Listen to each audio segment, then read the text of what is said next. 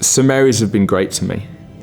They have really brought the expertise of every different division we have in our school to help me achieve my goal. With St Mary's University, anything is possible. My name's Emily. I've been working here at St Mary's for 3 years, and I work predominantly on the strength and conditioning and coaching science degrees.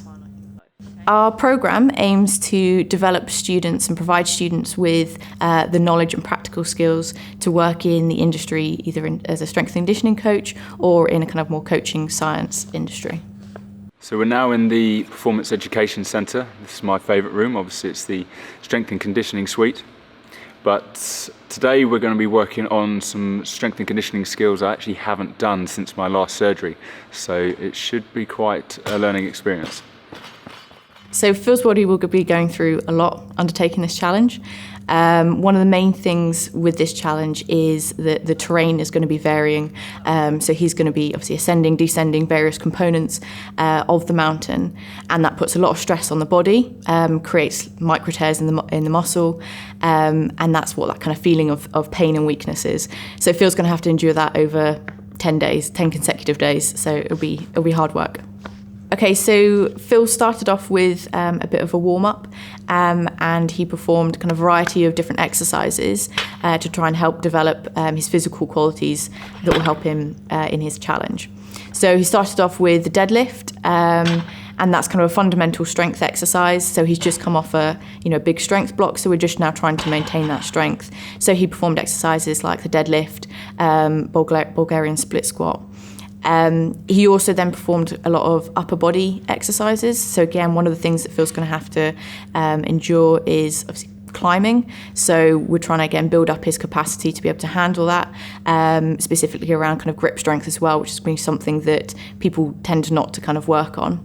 So he performed pull-ups and rope climbs specifically related to that. We then moved on to the snatch. So in that element, Phil was again kind of working on speed of movement, coordination, and developing kind of strength again through that range of movement. So what we were trying to do there was just kind of build up from where he had left off a good couple of years ago. He hasn't been doing snatch very regularly, so we were just kind of starting to try and build him back up to that. So those different elements there kind of help build up Phil's ability to perform that movement well. And then hopefully over time again, he'll be able to build up his strength so that he's back to where he was before his injury. The last element then of the session was the conditioning session. So we had a variety of movements and exercises there for him to perform. So a lot of kind of typical strongman type movements. So we had a yoke, farmer's walks, atlas stones, and prowler. So again, each of those elements will help develop Phil's physical qualities slightly differently. So we had the yoke and farmer's walk predominantly challenging his stability, which again is going to relate to what he's going to have to endure with a heavy rucksack when he's climbing up the mountain.